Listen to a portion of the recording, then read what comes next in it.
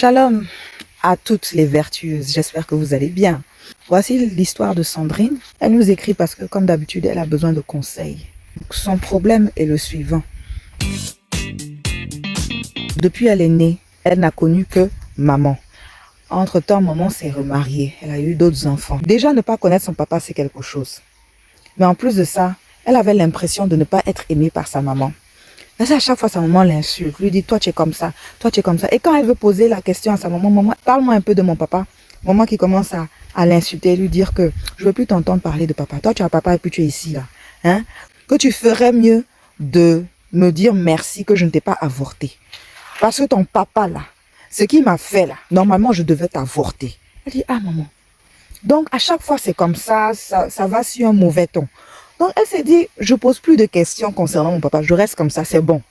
Mais il y a une chose, elle dit qu'elle reconnaît, c'est qu'elle est bosseuse. Au fait, son passé, son enfance, sa dure enfance l'a emmenée à bosser, à travailler dur à l'école. Parce qu'elle s'est dit, c'est là qu'elle peut éprouver une sorte de satisfaction et de plaisir. Donc elle travaillait dur et tout ça.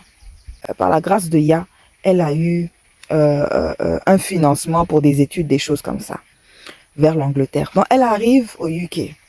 Son oncle, qui a été pour elle un père depuis sa naissance, qui a soutenu sa maman par rapport à son éducation et tout ça, l'aidait étant au UK. Et lui-même, il vit là-bas au UK, en Angleterre.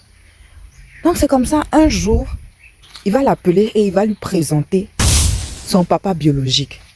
Elle va être émue, bien sûr, choquée et tout ça. Mais contente que finalement, elle a vu son papa, vous comprenez.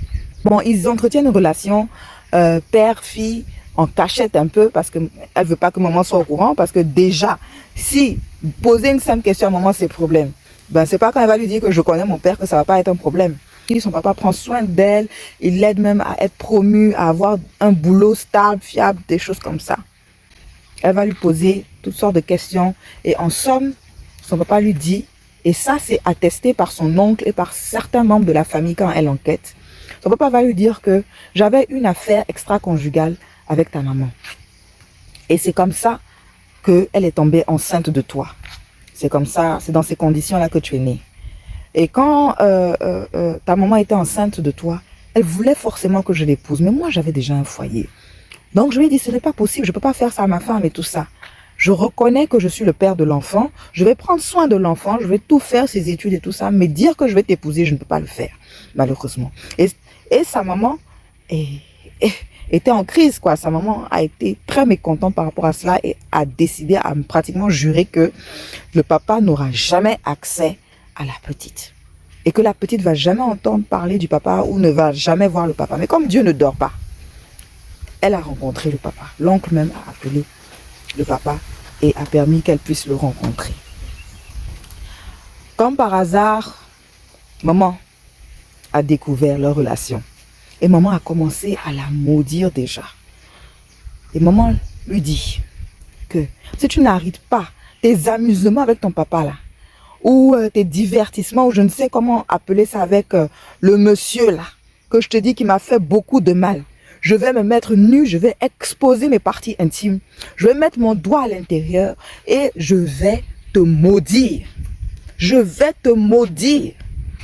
Si tu ne veux pas que je te maudisse, arrête-moi cette relation-là tout de suite. Il n'a aucun droit sur toi, etc., etc.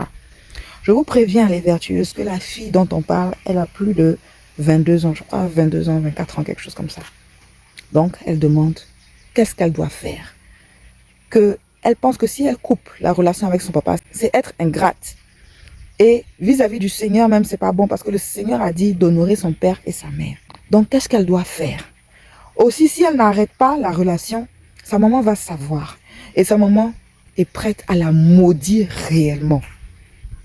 Et on connaît la puissance de la bouche d'un parent sur un enfant.